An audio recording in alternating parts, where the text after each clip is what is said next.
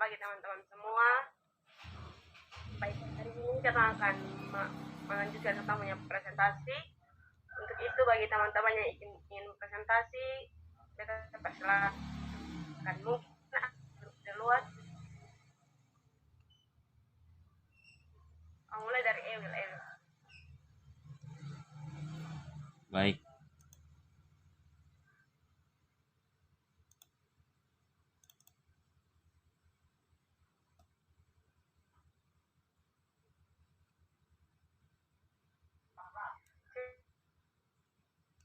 Baik, terima kasih atas waktu dan kesempatan diberikan kepada saya, kelompok 1, untuk mempresentasikan hasil diskusi kami tentang landasan filsafat. A. Landasan filsafat. 1. Pengertian landasan filsafat pendidikan. Secara literal, landasan berarti tumpuan, dasar, atau alas. Dengan kata lain, landasan adalah tempat bertumpu atau dasar pijakan. Sementara arti pendidikan dapat dilihat dari dua sudut pandang, yaitu secara praktik dan studi. Praktik pendidikan kegiatan yang dilakukan individu atau lembaga yang meraih tujuan pendidikan. Studi pendidikan adalah usaha yang dilakukan untuk lebih memahami arti pendidikan sendiri. Peran landasan filsafat pendidikan. Peran landasan filsafat pendidikan antara lain sebagai berikut. 1. Filsafat menentukan tujuan pendidikan. 2. Menyelaraskan tradisi lama dan tradisi baru di bidang pendidikan. 3. Menyediakan perencana pendidikan, administrator dan pendidik dengan visi progresif untuk mencapai pengembangan pendidikan. 4. Mempersiapkan generasi muda untuk menghadapi tantangan zaman modern. 2. Fungsi landasan pendidikan. A. Merupakan landasan hukum dalam memastikan terlaksananya hak setiap warga negara dalam memperoleh pendidikan. B. Sebagai titik ukur kualitas pendidikan yang dimiliki suatu negara sesuai dengan tujuan dan kebutuhannya. C. Sebagai perlindungan terhadap fungsi pendidikan agar sesuai dan tidak disalahgunakan. D. Sebagai pijakan atau tolak ukur pendidik dalam melakukan praktik pendidikan. B. Upaya mewujudkan filsafat pendidikan di Indonesia. Pendidikan di Indonesia baru dalam tahap perhatian. Perhatian terhadap perlunya filsafat pendidikan itu pun baru muncul, belum terkoordinasi menjadi suatu perhatian besar untuk segera mewujudkannya. C. Dampak konsep pendidikan. Umumnya perubahan kurikulum pendidikan di Indonesia adalah setiap 10 tahun sekali. Hal itu telah dipraktik sejak masa pemerintahan Soeharto sebagai presiden. D. Implikasi landasan filsafat pendidikan. 1. Implikasi bagi guru. Apabila kita konsekuen terhadap upaya memprofesionalkan pekerjaan guru, maka filsafat pendidikan merupakan landasan berpijak yang mutlak. Artinya sebagai pekerja profesional. 2. Implikasi bagi pendidikan guru dan tenaga kependidikan. Tidaklah berlebihan kiranya bila dikatakan bahwa di Indonesia kita belum punya teori tentang pendidikan guru dan tenaga kependidikan.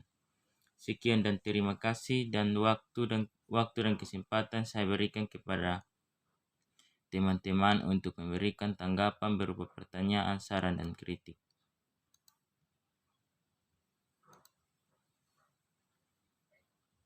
Baik, mungkin ada yang mau bertanya, silakan.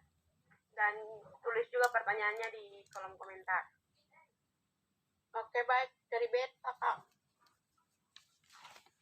Ya, silakan. Jelaskan apa itu landasan pendidikan, serta berikan contohnya. Terima kasih.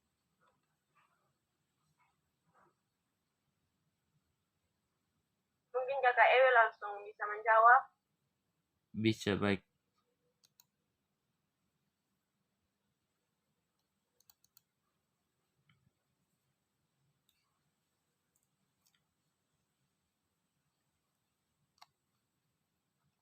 Ya, jadi saya akan langsung menjawab pertanyaan dari teman Mega.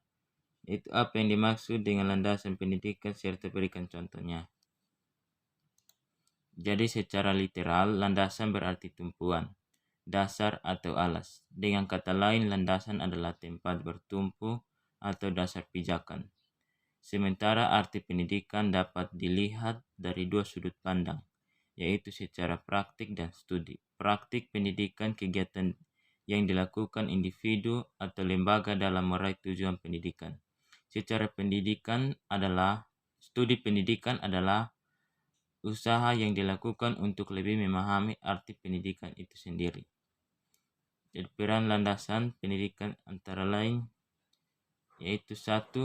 Filsafat menentukan tujuan pendidikan. 2. Menyelaraskan tradisi lama dan tradisi baru di bidang pendidikan. 3. Menyediakan perencana pendidikan, administrator, dan pendidik dengan visi progresif untuk mencapai pembangunan pendidikan. 4. Mempersiapkan generasi muda untuk menghadapi tantangan zaman modern. Terima kasih.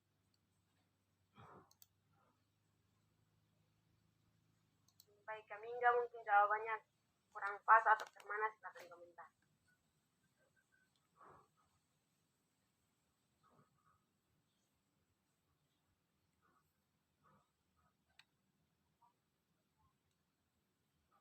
Kami enggak puas kah?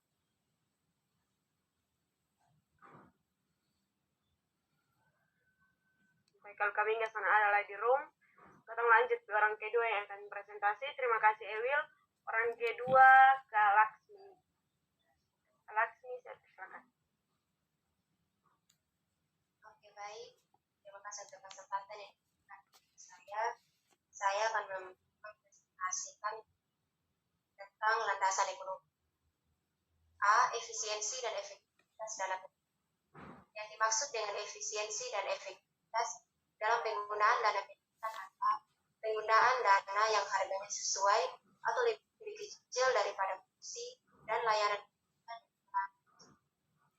Efisiensi dan efektivitas pembiayaan dari beberapa hal berikut, di antaranya 1. Penggunaan dana pendidikan harus efisien dan efektif. 2. Penggunaan dana disebut efisien manakala dana yang digunakan sesuai. Yang ketiga, penggunaan dana disebut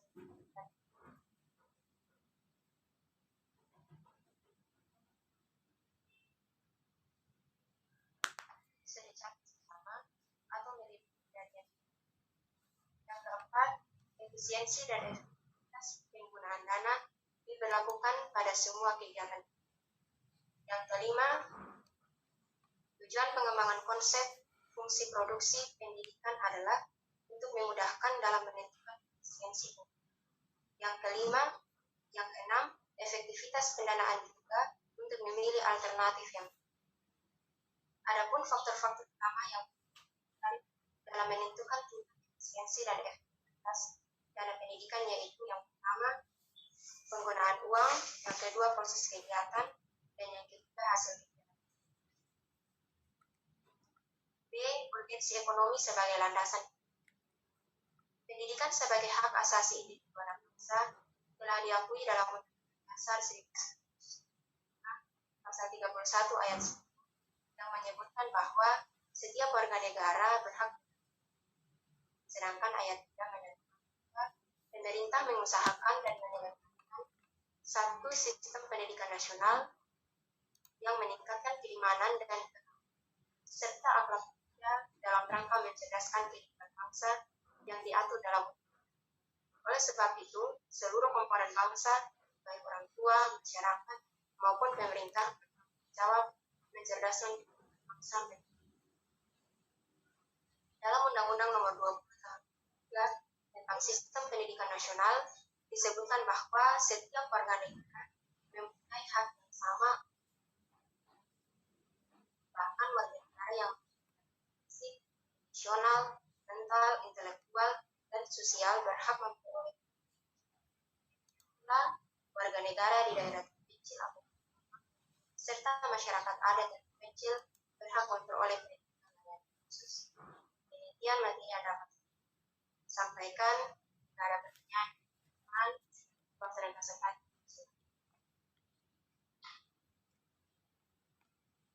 Baik, silakan. Mungkin ada teman-teman yang mau bertanya. Saya Ya, silakan Emil. ya, saya akan langsung bertanya. Sebutkan efisiensi pendidikan. Oke, baik, saya langsung menjawab pertanyaan dari saudara Ewil. Sebutkan efisiensi.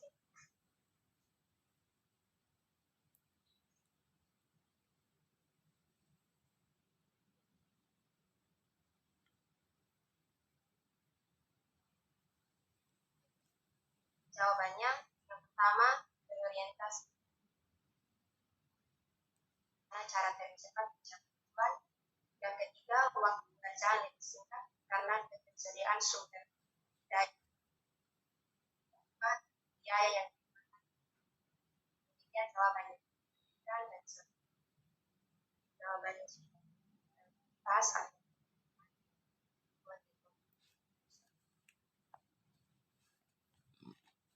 Halo, Ya, Ewil bagi jawabannya. mohon diulangi karena suaranya putus-putus. Oke, baik, saya ulangi. Pertanyaannya, sebutkan efisiensi pendidikan. Dan jawabannya, yang pertama, berorientasi tujuan. Yang kedua, bagaimana cara tercepat mencapai tujuan. Yang ketiga, waktu pengerjaan lebih singkat karena ketersediaan.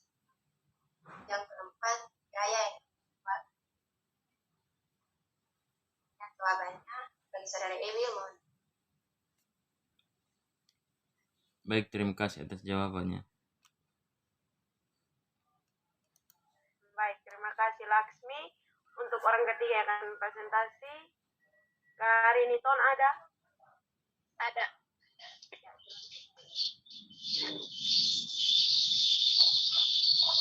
Baik, terima kasih atas kesempatan yang saya peroleh untuk mempresentasikan materi saya yang berjudul Landasan Hukum. A. Pengertian landasan hukum. Kata landasan hukum. Kata landasan dalam hukum berarti melandasi atau mendasari tolak. Sementara itu, kata hukum dapat dipandang sebagai aturan baku yang patut ditaati. Landasan hukum dapat diartikan peraturan baku sebagai tempat terpijak atau titik tolak dalam melaksanakan kegiatan-kegiatan tertentu. Aturan baku yang sudah disahkan oleh pemerintah, bila dilanggar akan mendapat sanksi sesuai dengan aturan yang berlaku pula. Hukum atau aturan baku tidak selalu dalam bentuk tertulis, seringkali aturan itu dalam bentuk lisan, tetapi diakui dan ditaati oleh masyarakat. Hukum seperti ini juga dapat menjadi landasan pendidikan. Pendidikan dilandasi oleh aturan-aturan. Cukup banyak pendidikan yang dilandasi oleh antara lain seperti aturan kurikulum, aturan cara mengajar, cara membuat persiapan supervisi. B. Pendidikan menurut Undang-Undang Dasar 1945. Undang-Undang Dasar 1945 merupakan hukum tertinggi di Indonesia. Peraturan perundang-undangan yang lain tidak boleh bertentangan dengan Undang-Undang Dasar ini. Pasal-pasal yang bertalian dengan pendidikan dalam Undang-Undang Dasar 1945 hanya dua pasal, yaitu pasal 31 dan pasal 32. Pasal 31 ayat 1 berbunyi, tiap-tiap warga negara berhak mendapat pengajaran. Ayat 2 berbunyi, setiap warga negara wajib mengikuti pendidikan dasar dan pemerintah wajib membiayainya. Ayat 3 berbunyi, pemerintah mengusahakan dan menyelenggarakan satu sistem pendidikan nasional. Pasal 32 Undang-Undang Dasar ayat 1 bermaksud memajukan budaya nasional serta memberi kebebasan kepada masyarakat untuk mengembangkannya. Ayat 2 menyatakan negara menghormati dan memelihara bahasa daerah sebagai bagian dari budaya nasional. Sekian dan terima kasih. Mungkin ada pertanyaan dari teman-teman, saya mempersilahkan.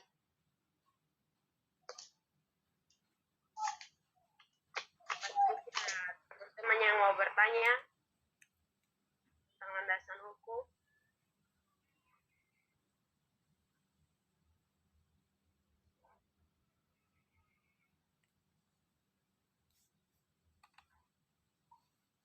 Apakah ada kau yang mau bertanya? Saya Ya, Ewi lagi silakan. Ya, silakan. sebutkan Undang-Undang Pasal 31 Ayat 1.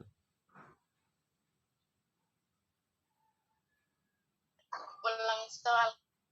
Sebutkan Undang-Undang Pasal 31 Ayat 1.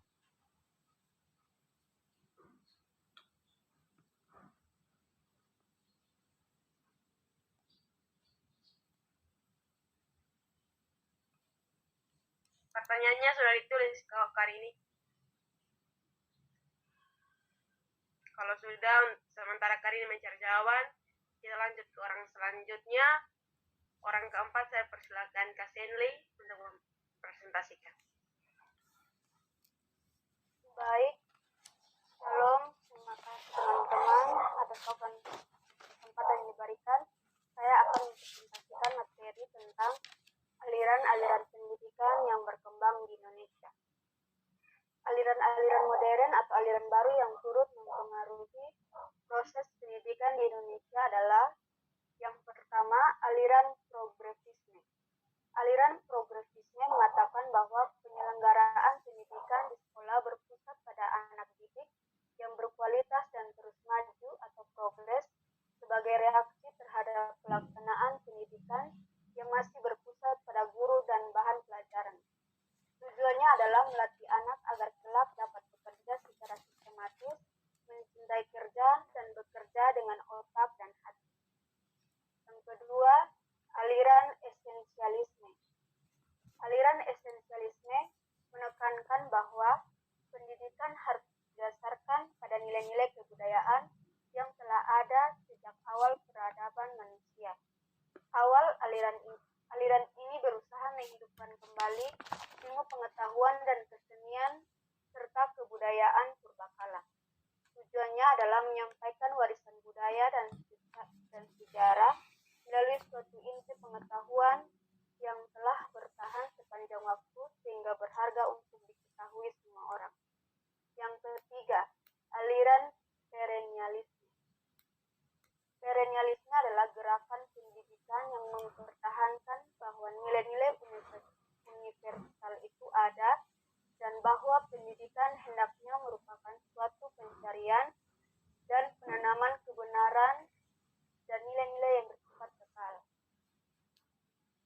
Tujuan utama dari aliran ini adalah peserta didik mampu mengenal dan mengembangkan karya-karya yang menjadi landasan pengembangan disiplin mental dan membina pemimpin yang sadar dan mempraktekannya dalam semua aspek kehidupan.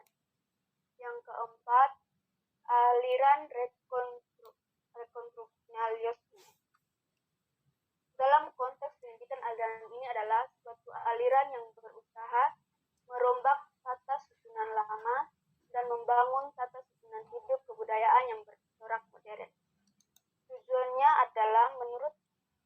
Tujuannya adalah untuk membangkitkan kesadaran peserta didik tentang masalah sosial, ekonomi, dan politik yang dihadapi umat manusia dan mengajarkan kepada mereka keterampilan-keterampilan yang diperlukan untuk mengatasi masalah-masalah. Yang kelima, aliran idealisme. Tujuan pendidikan menurut aliran ini adalah agar anak didik bisa menjadi kaya dan memiliki kehidupan yang bermakna, harmonis, penuh warna, dan mampu membantu individu lainnya untuk hidup lebih baik. Sedangkan tujuan aliran ini adalah perlu adanya persaudaraan sesama manusia. Seorang tidak hanya menuntut hak pribadinya, tapi juga menciptakan hubungan yang baik, pengertian, dan saling menyayangi. Demikianlah hasil dari presentasi saya. Mungkin dari teman-teman ada yang ingin bertanya, saya persilahkan. Saya Baik, silakan. berikan salah satu contoh dari aliran idealisme yang ada di sekitar. Mungkin teman bisa ulangi pertanyaan. Pertanyaannya, berikan salah satu contoh dari aliran kapitalisme yang ada di sekitar.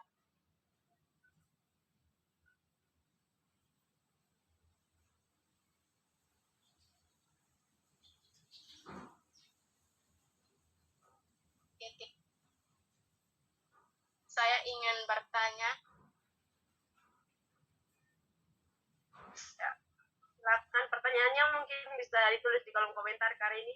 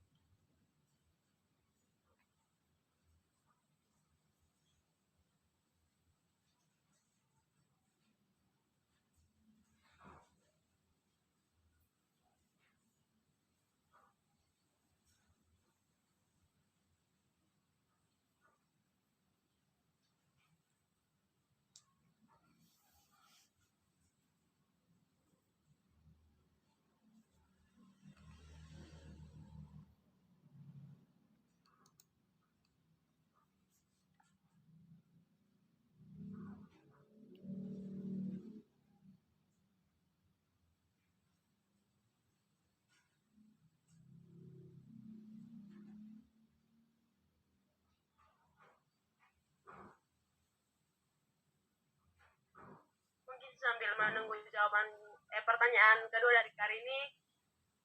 Ya, pertanyaan keduanya sudah ada. Kak Stanley bisa menjawab pertanyaan yang pertama dari Kak Laksu.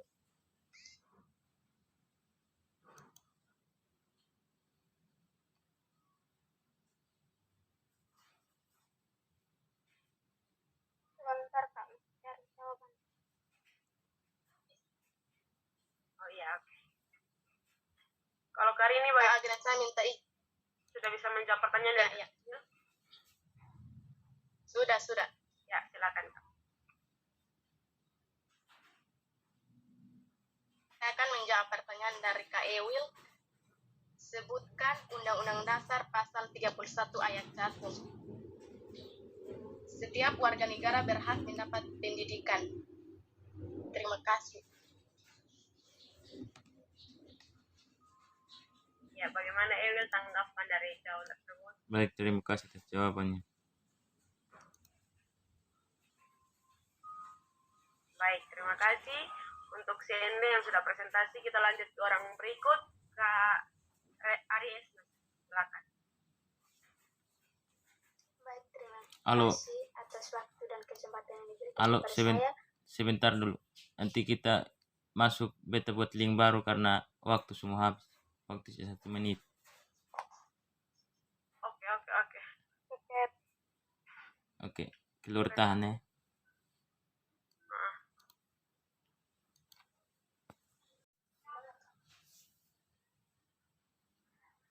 Baik, selamat siang teman-teman. Kita lanjut. Orang berikutnya akan presentasi ke Maria Snai.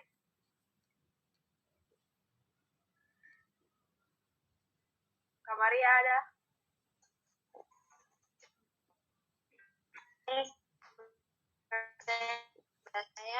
Saya akan presentasikan empirisme adalah aliran yang amat empirisme berasal dari bahasa Yunani yaitu empirin yang berarti coba-coba atau pengalaman.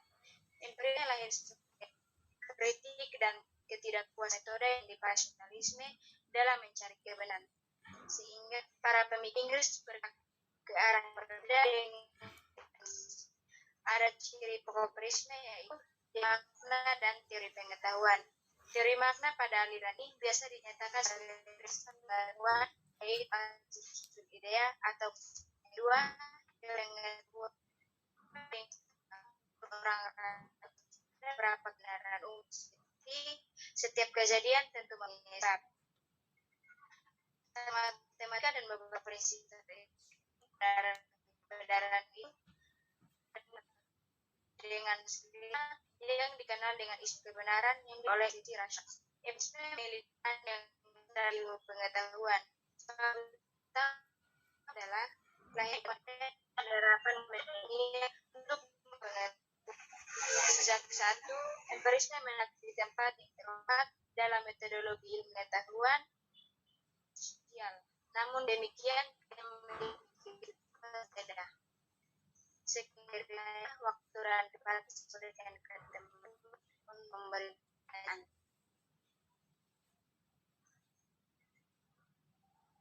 Baik, mungkin ada teman-teman yang mau bertanya.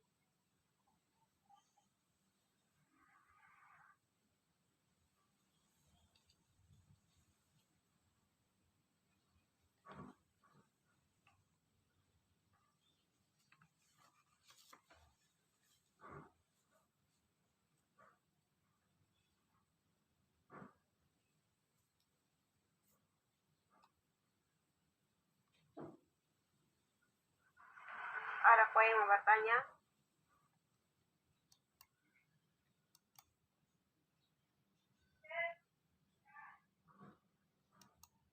Baik, kalau materi cukup jelas buat teman-teman, kita mendengar jawaban dari Kak Senli atas pertanyaan dari Kak Laksmi dan Kak Rini. Silakan Kak Senli. Baik, saya akan menjawab pertanyaan yang pertama dari teman Laksmi. Soalnya berikan salah satu contoh dari aliran idealisme yang ada di sekitar kita. Contoh sederhana aliran idealisme yaitu dalam sebuah pekerjaan, ketika kita tidak menyukai pekerjaan itu dan akhirnya memilih mundur karena tidak sesuai dengan idealisme kita. Pengertian idealisme ini bisa jadi pekerjaannya tidak sesuai dengan aturan yang ada atau tidak sesuai dengan kehendak hati atau minat. Terima kasih. Apakah teman Laksmi menerima jawaban? Oke, baik, saya terima jawabannya. Baik, terima kasih. Kemudian soal yang kedua dari teman Rini, sebut dan jelaskan apa itu aliran perennialisme serta berikan contoh.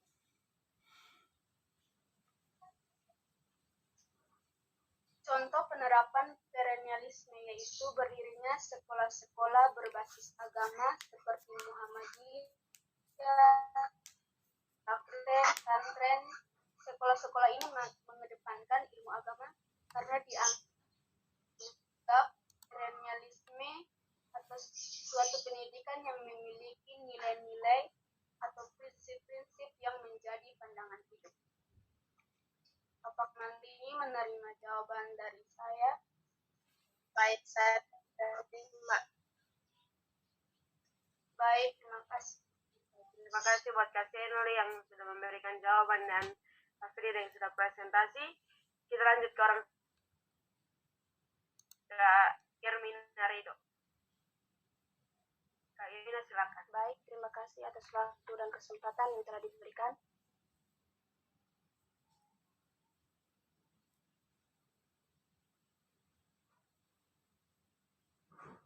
Nomor 20 tahun 2003 tentang Sistem Pendidikan Nasional. Di antara peraturan perundang-undangan RI yang paling banyak membicarakan pendidikan adalah Undang-Undang RI nomor 20 tahun 2003. Pasal-pasal penting yang membutuhkan penjelasan lebih mendalam serta sebagai acuan untuk mengembangkan pendidikan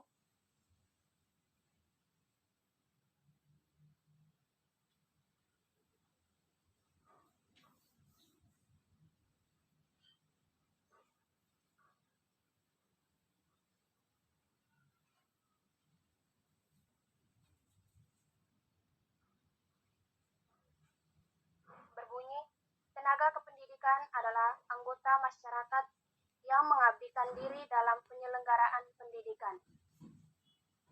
Selanjutnya mengarah kepada beberapa pasal berikut ini.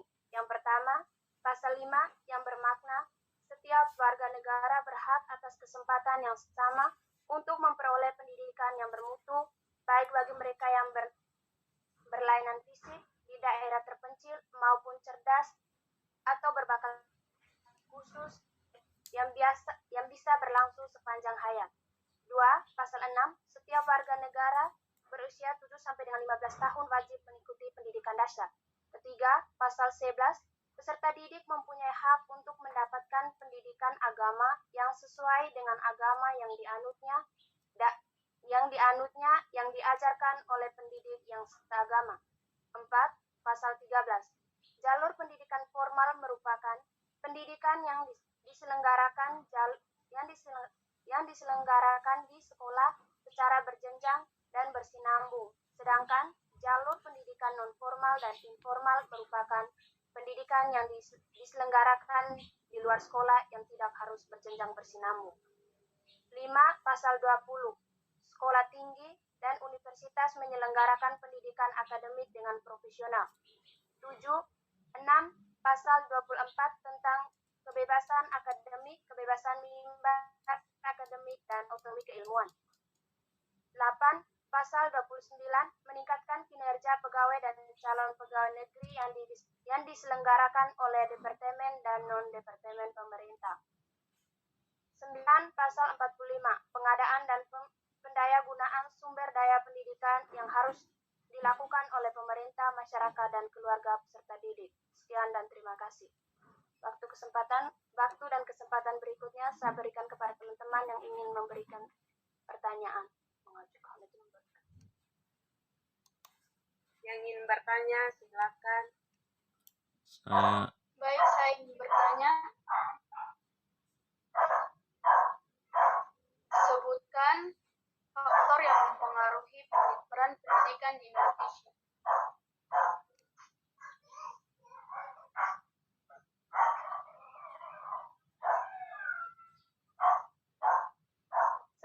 Jawab simply.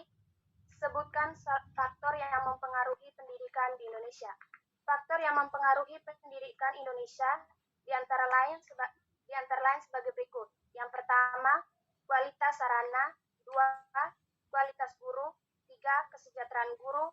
4. Pemerataan kesempatan pendidikan. 5. Relevansi pendidikan dengan kebutuhan. Dan yang keenam, biaya pendidikan. Apakah Kak Cenli bisa menerima jawaban yang saya berikan?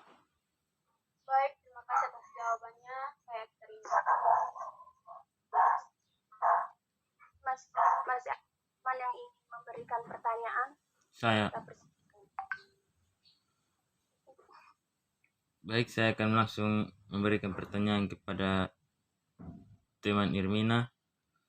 Sebutkan salah satu contoh acuan dalam mengembangkan pendidikan. Contoh acuan dalam mengembangkan pendidikan.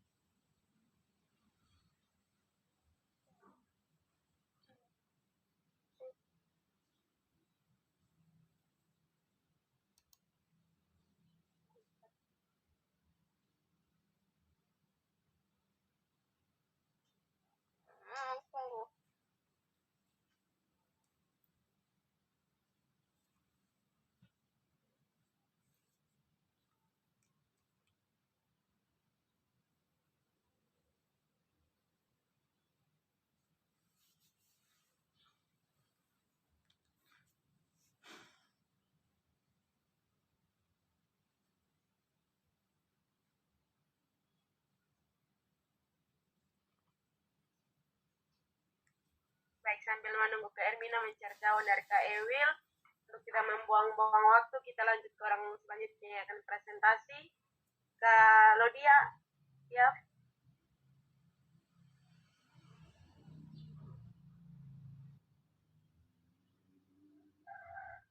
Kalau dia mau presentasi kok.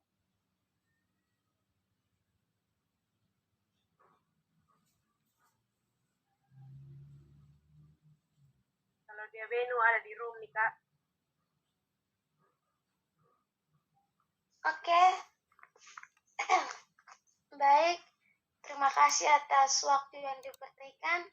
Saya akan mempresentasikan materi yang berjudul Landasan Filsafat. Landasan filosofis merupakan landasan yang berkaitan dengan atau pendidikan. Kata filsafat atau filosofi bersumber dari bahasa Yunani, yaitu philian berarti mencintai, dan phosphos berarti hikmat, arif, atau bijaksana. Dalam garis besarnya, ada 4 cabang filsafat, yaitu metafisika, epistemologi, logika, dan etika. Ada 5 sumber pengetahuan, yaitu otoritas yang terdapat dalam ensiklopedia common sense yang ada pada adat dan tradisi, intuisi yang berkaitan dengan perasaan, pikiran untuk menyimpulkan hasil pengalaman yang terkontrol untuk mendapatkan pengetahuan secara ilmiah. Mungkin itu presentasi dari saya. Mungkin ada pertanyaan dari teman-teman, saya persilahkan. Baik, mungkin teman-teman yang mau bertanya, saya persilakan.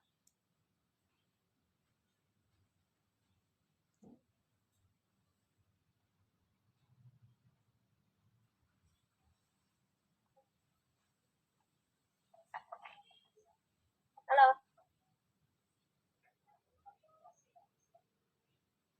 Ya, tadi cuma bertanya, Kak.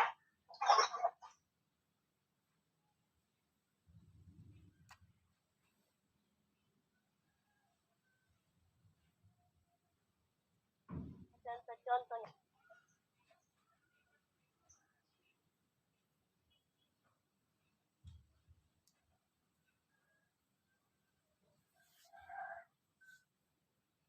Ada ke teman-teman? Baik, kalau misalnya ada mungkin kita sebagai siswa bertanya, kalau dia apa hubungan materi pengantar pendidikan dengan landasan filsafat penangkapan.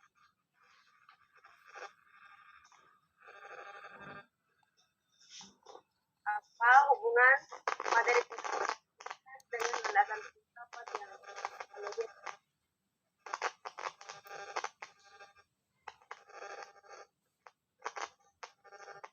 Kak Agnes bisa tulis saja ketik saja di kolom chat, soalnya suaranya bisa dengar. siap.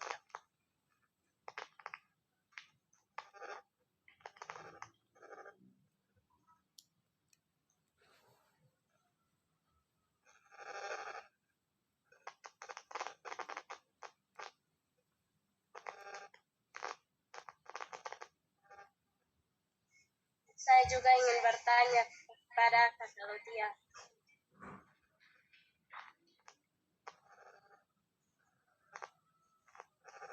Apa hubungan antara filsafat dan pendidikan?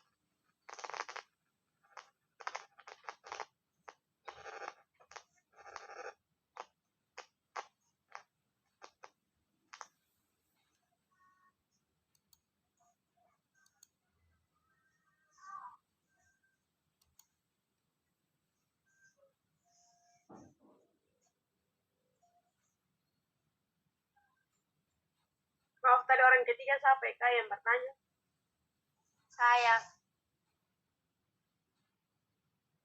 Kak Eliona, silakan tulis pertanyaan di kolom. Ya, sudah. Ya, kalau Sudah. dia pertanyaan, ada 3 pertanyaan buat kalau dia ada di kolom komentar dari Kak Desi, saya dan Kak Eliona. Oke, bisa dikasih waktu. Ya, baik. Untuk kalau dia, terima kasih buat presentasinya. Mungkin Kak Irmina sudah bisa menjawab pertanyaan dari Kak Ewin.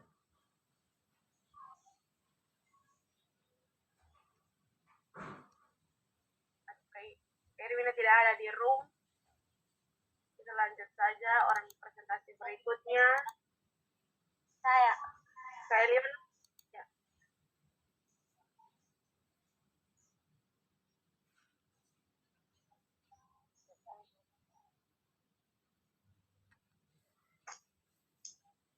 Baik, terima kasih atas kesempatan yang diberikan kepada saya untuk mempresentasikan hasil makalah saya, yaitu yang berjudul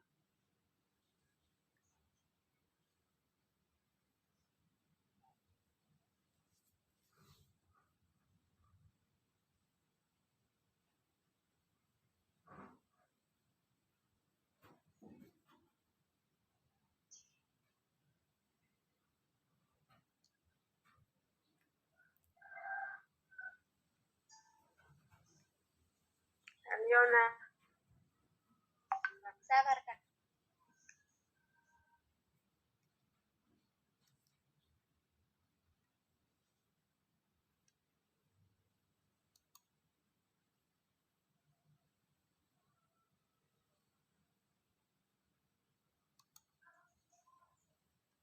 makalah tentang landasan sosial budaya.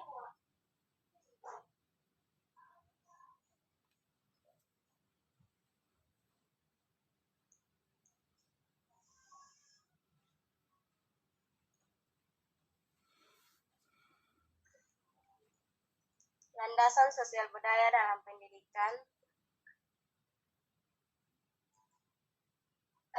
Aspek sosial dalam pendidikan sangat berperan pada pendidikan, begitupun dengan aspek budaya dalam pendidikan.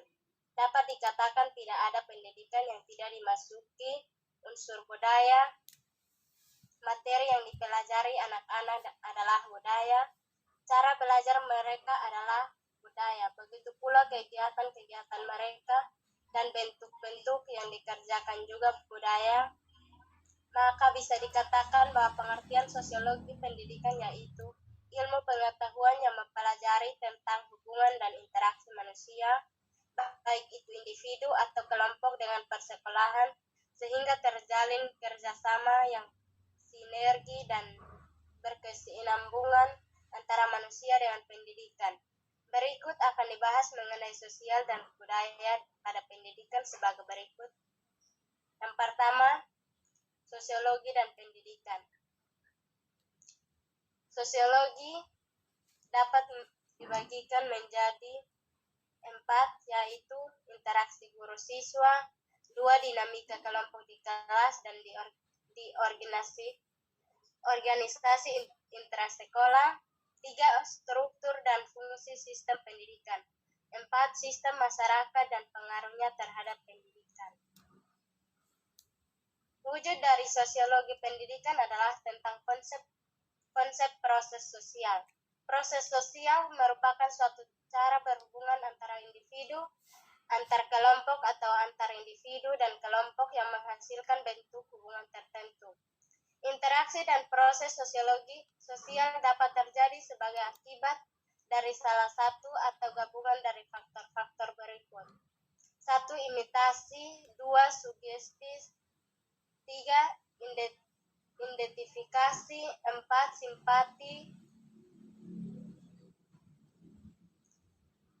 Untuk memudahkan terjadi sosialisasi dalam pendidikan, maka guru perlu menciptakan situasi terutama pada dirinya agar faktor-faktor yang mendasari sosialisasi itu muncul pada diri anak-anak.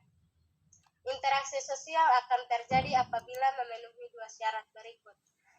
Yang pertama, kontak sosial. Yang kedua, komunikasi.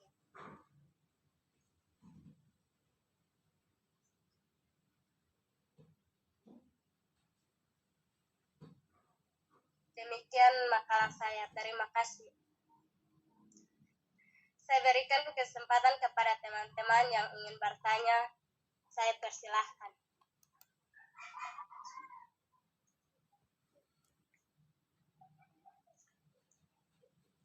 Bertanya silakan. Saya. Silakan Kak Eli. Baik, saya langsung memberikan pertanyaan. Sebutkan contoh interaksi guru dan murid.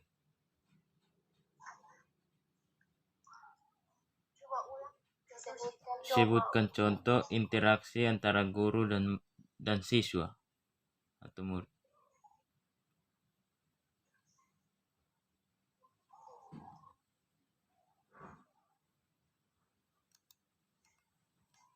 Bisa tulis di kolom komentar ke Kevin.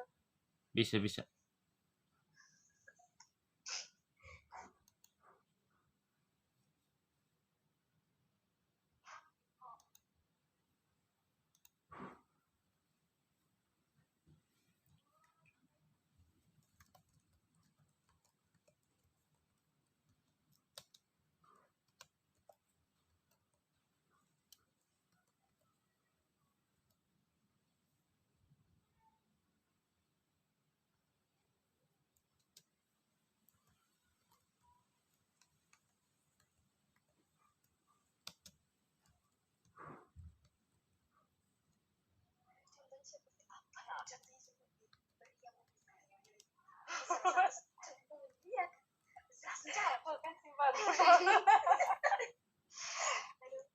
Kita mungkin bisa unmute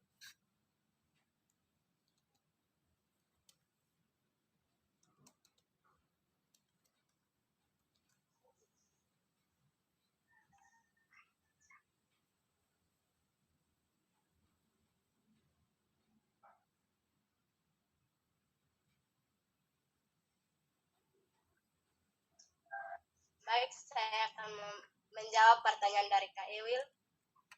Pertanyaan dari simpati dan berikan contohnya. Jawabannya, simpati adalah seseorang merasa tertarik kepada orang lain. Contohnya seperti laki-laki menyukai wanita. Terima kasih. Mohon maaf, bukan simpati, tapi sebutkan contoh interaksi. Itu dari Kak Asni Kase yang bertanya buat Kak Ita Kase, bukan dari Kak Ewil. Dari Kak Ewil masih sebentar diketik mungkin. Jadi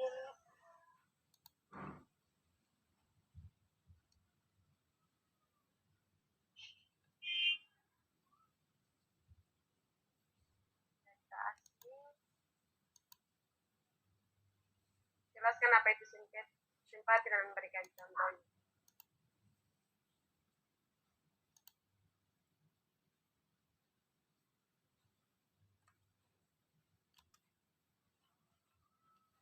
Baik, mungkin sementara menunggu Kak Ita menjawab pertanyaan dari Kak Ewil dan Kak Asni, kita lanjut. Orang berikutnya akan presentasi. Kak Ariesna sudah bergabung. Silakan. Baik, terima kasih atas waktu dan kesempatannya. Saya akan mempresentasikan materi tentang aliran-aliran klasik dalam pendidikan, yaitu aliran naturalisme. Naturalisme artinya alam atau yang dibawa sejak lahir. Aliran ini dipopulari oleh seorang filsuf Prancis yang bernama Rousseau. Aliran ini berbeda dengan aliran nativisme.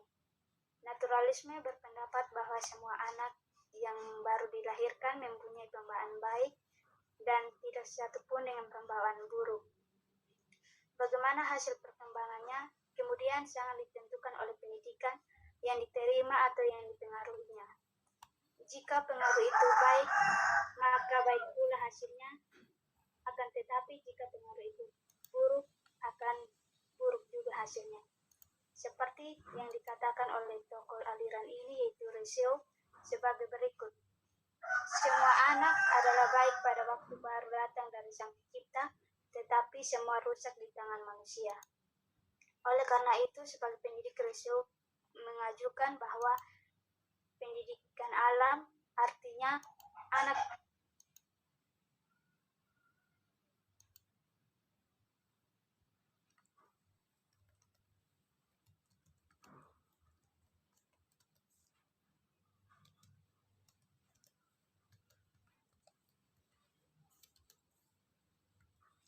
yang baik itu.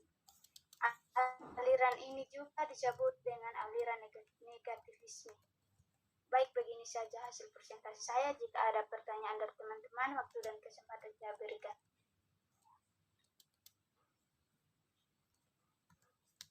Baik, mungkin ada teman-teman yang mau bertanya. Silakan. Saya mau bertanya, Kak.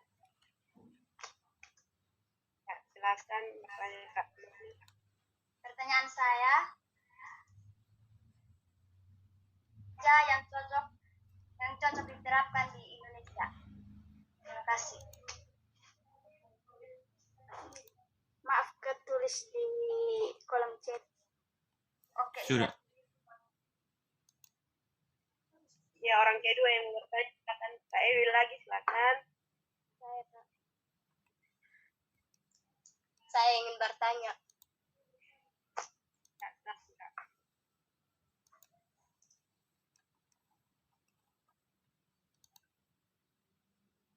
Saya langsung chat saja.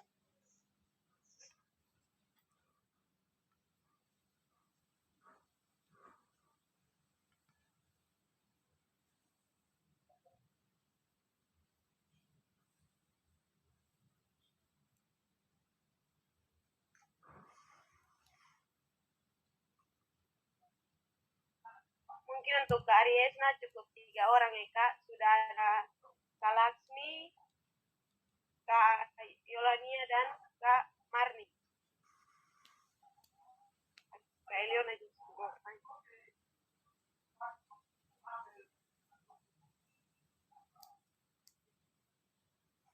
Baik, saya akan menjawab pertanyaan dari Kak Eliona, dari Kak Yolania. Apa hubungan antara aliran naturalisme dengan pendidikan? Dalam aspek pendidikan, aliran naturalisme menganut paham bahwa proses dan kegiatan pendidikan serta pendidikan tidak begitu memberikan pengaruh besar terhadap perkembangan anak didik, karena pada dasarnya setiap anak yang terlahir ke bumi memiliki pembawaan dan cenderungan yang baik.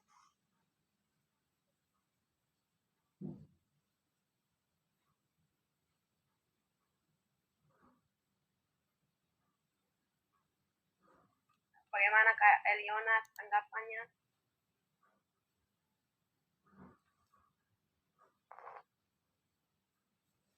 Lania, Kak Yolania, sorry.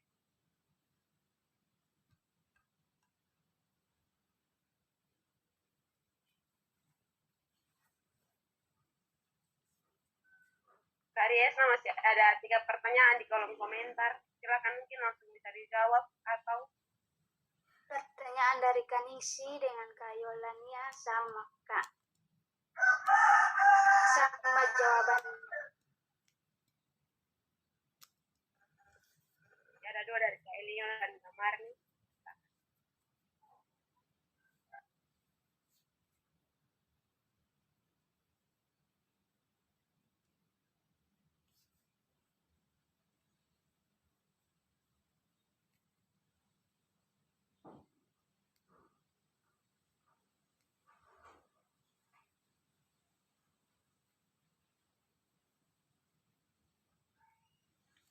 Ya. Baik, Kak Riesna silakan lanjut menjawab pertanyaan dari Kak Marni dan Kak Eliona. Baik, saya akan menjawab dari pertanyaan dari Kak Eliona. Apa itu aliran pendidikan?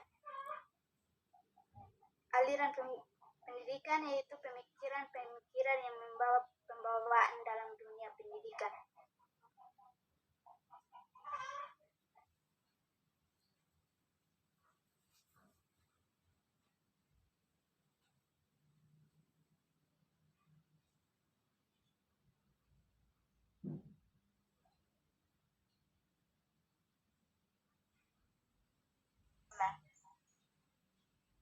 Ya. Selanjutnya pertanyaan dari Kak Marni.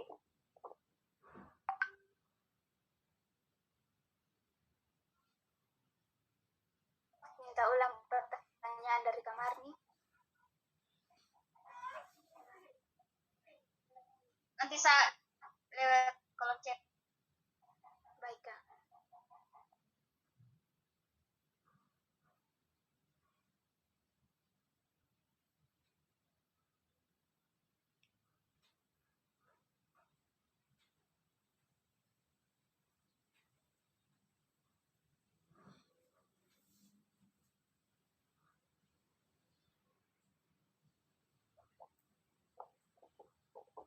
Dari Kak Marni tadi, aliran apa yang cocok dikembangkan di Indonesia?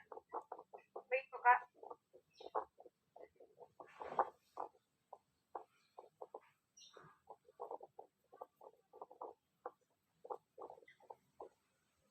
Baik, saya akan menjawabnya. Aliran yang cocok dalam pendidikan Indonesia yaitu aliran klasik, aliran naturalisme, aliran nativisme, aliran empirisme.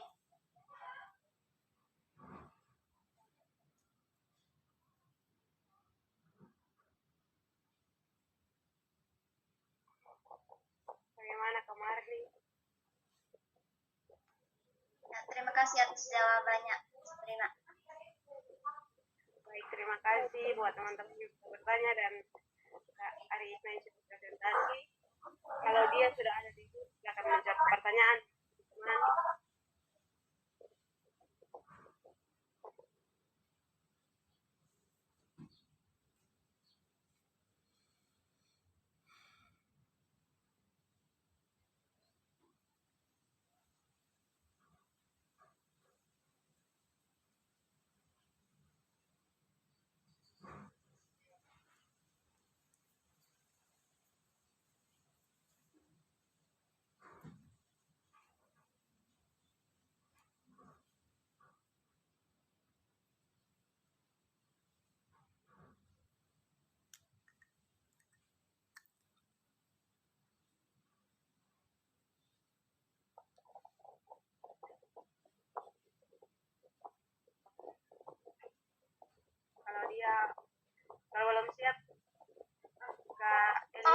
Bisa, bisa. Bisa, Yuk, bisa udah ada jawab pertanyaan jawaban. dari teman-teman.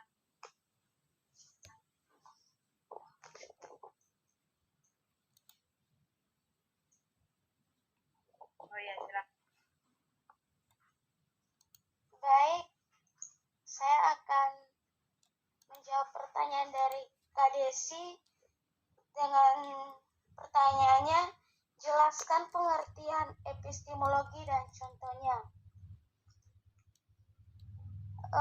Epistemologi merupakan suatu ilmu yang mengkaji tentang sumber pengetahuan atau asal mula metode, struktur, dan valid tidaknya suatu pengetahuan.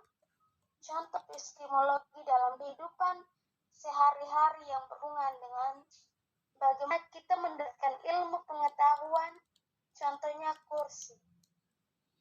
Mungkin itu jawaban pertama yang saya berikan kepada Kak Desi. Untuk jawaban pertanyaan kedua dari Kak Agnes, apa hubungan materi landasan filsafat dengan pendidikan?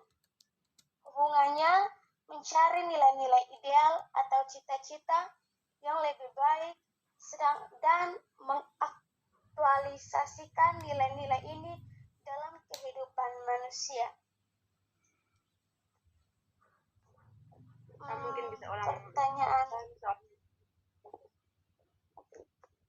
Oke, saya ulang pertanyaan pertama dari Kak Desi. Jelaskan pengertian epistemologi dan contohnya. Epistemologi merupakan suatu ilmu yang mengkaji tentang sumber pengetahuan, asal mula metode, struktur, dan valid tidaknya suatu pengetahuan. Contoh epistemologi dalam kehidupan sehari-hari yang berhubungan dengan mendapatkan ilmu pengetahuan, contohnya kursi. Bagaimana Kak Desi? Mungkin itu jawaban dari saya, Kak Desi.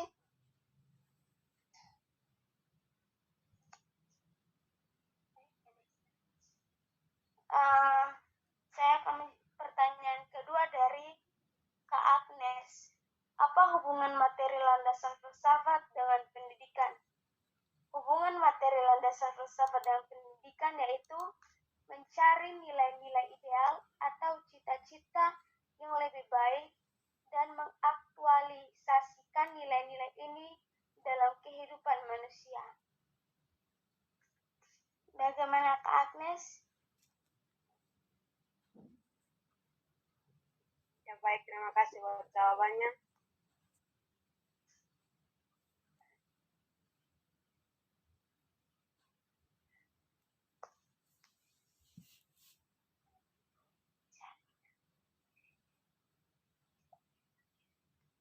Baik, terima kasih buat Claudia yang sudah menjawab pertanyaan dari teman-teman. Selanjutnya Kak Leona, silakan.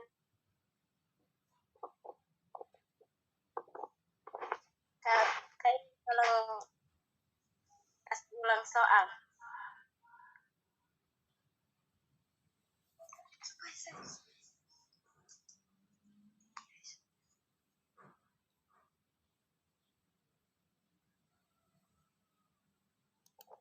Silakan Kak jawab pertanyaan dulu dari Kak Arfi. Nanti baru Kak Ewil kirim di kolom komentar. Kan ada 2 pertanyaan toh.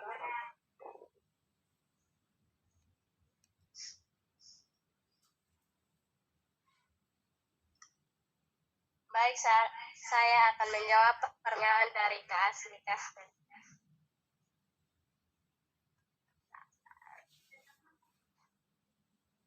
Simpati adalah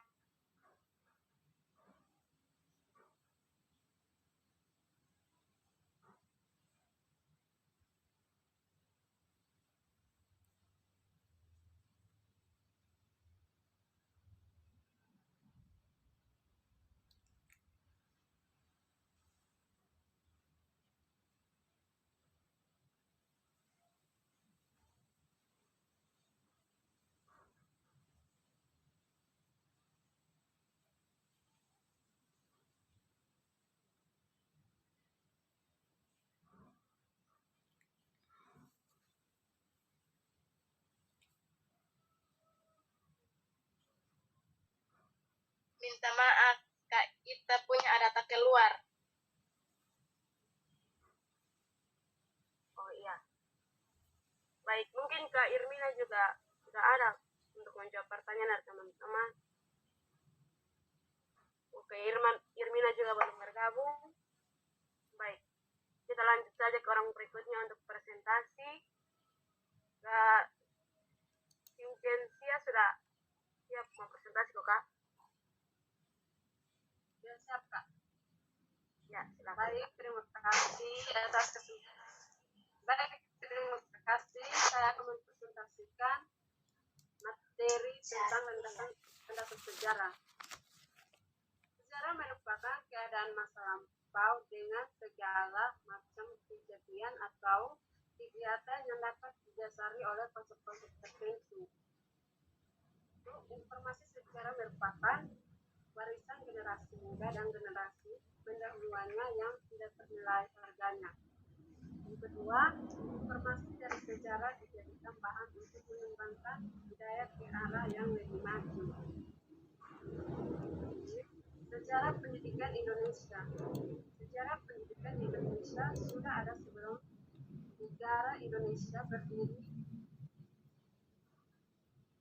Pendidikan Indonesia memiliki sejarah dalam perkembangannya yang dapat dibagi menjadi 3 periode, yaitu masa perjuangan, 1 masa perjuangan, 2 masa pembangunan, 3 masa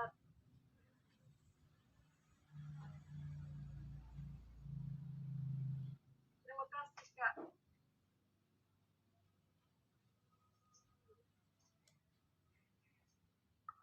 Ya, baik buat Kak Vincentia, itu sudah presentasi. Mungkin ada teman-teman yang mau bertanya. Saya mau bertanya Kak Agnes. Ya, Pertanyaannya, seberapa pentingkah sejarah menjadi landasan pendidikan?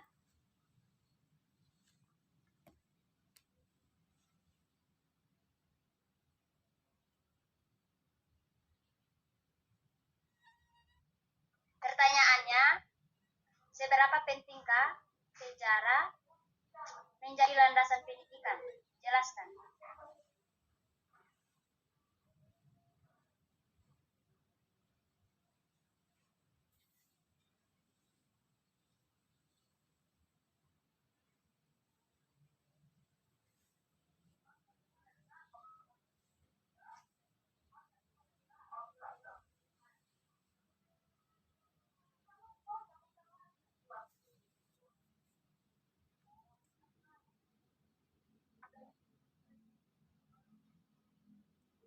baik Kak Vincent, pertanyaannya saya sudah tulis di kolom komentar. Mungkin masih ada teman-teman yang mau bertanya, silakan.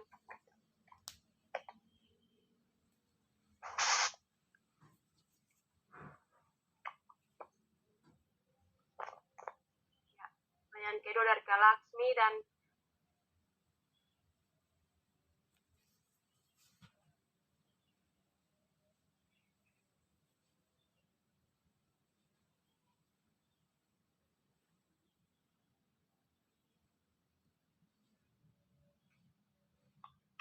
oh tidak ada. Saya rasa semua dalam room ini sudah presentasi, yang belum presentasi belum bergabung.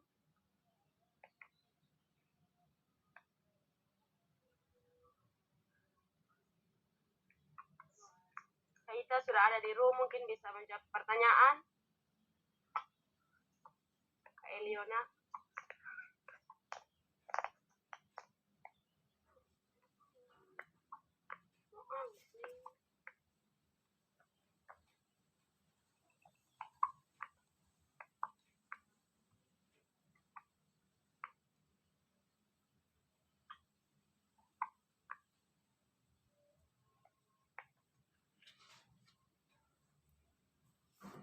Eliona kalau bisa menjawab mungkin.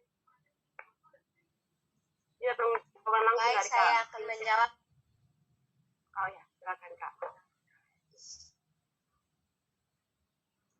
Baik, saya akan menjawab pertanyaan dari Kakak Asmi Kasem. Jawabannya, simpati adalah sesuatu yang terjadi manakala seseorang merasa tertarik kepada orang lain. Contohnya, seorang laki-laki menyukai seorang perempuan. Terima kasih. Pertanyaan kedua dari Kak Ewil, tolong ulangi karena saya tidak tahu. Terima kasih untuk jawabannya dan saya terima.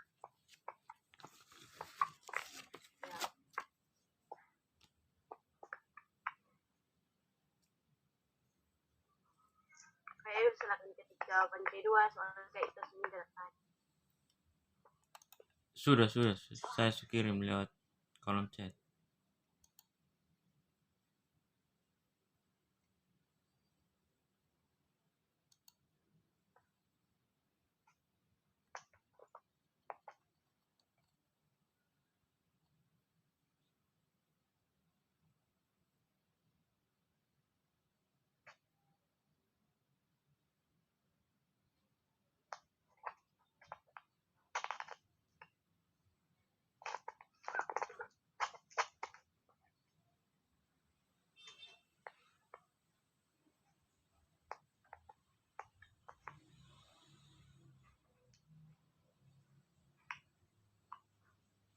Silakan Kak Vincentia, mungkin sudah menjawab pertanyaan.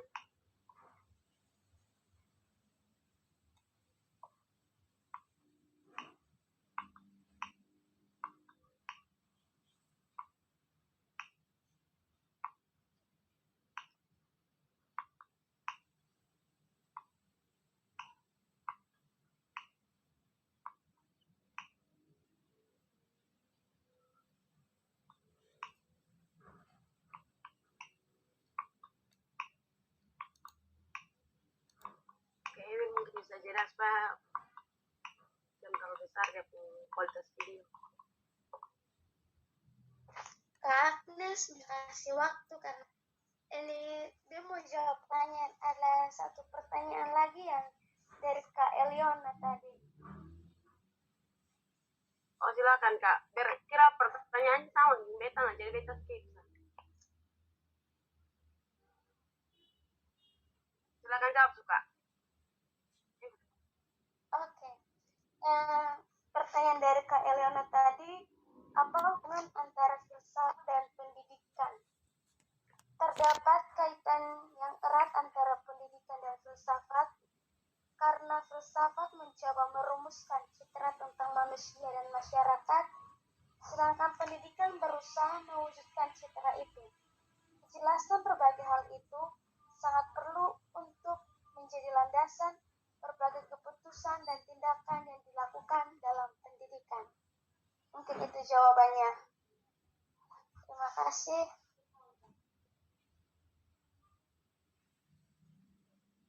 Bagaimana Kak Eliona dengan jawaban? Jawabannya pas. Oke, makasih juga. Kak Lia. Kita memberikan kesempatan buat Kak Irmina, mungkin bisa menjawab pertanyaan dari teman-teman yang belum sempat dijawab dari tadi. Baik, terima kasih. Saya akan menjawab pertanyaan dari Kak Evil. Sebutkan salah satu contoh acuan dalam mengembangkan pendidikan. Contoh acuan dalam mengembangkan pendidikan yang pertama, kita harus memiliki guru yang berkualitas, memiliki anggaran sebuah pendidikan, dan regulasi pendidikan yang tinggi. Sekian dan terima kasih.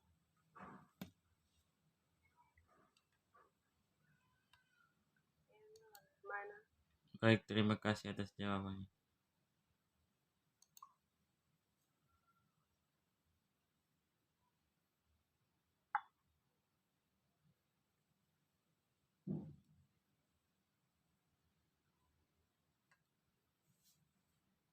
Saya tinggal menunggu jawaban dari Kak Vincentia.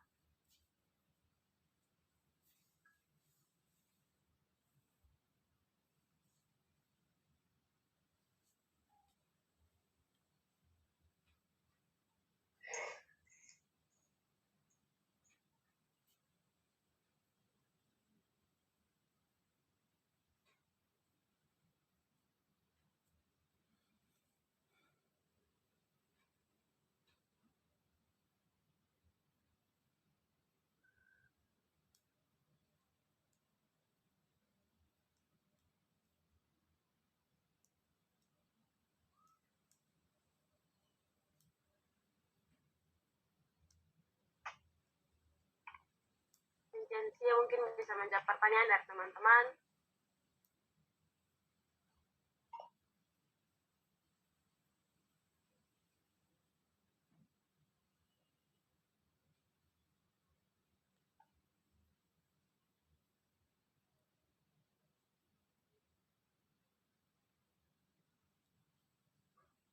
Kalau baik, mungkin kalau Kak Vincentia belum bisa menjawab, kita akan menutup room hari ini.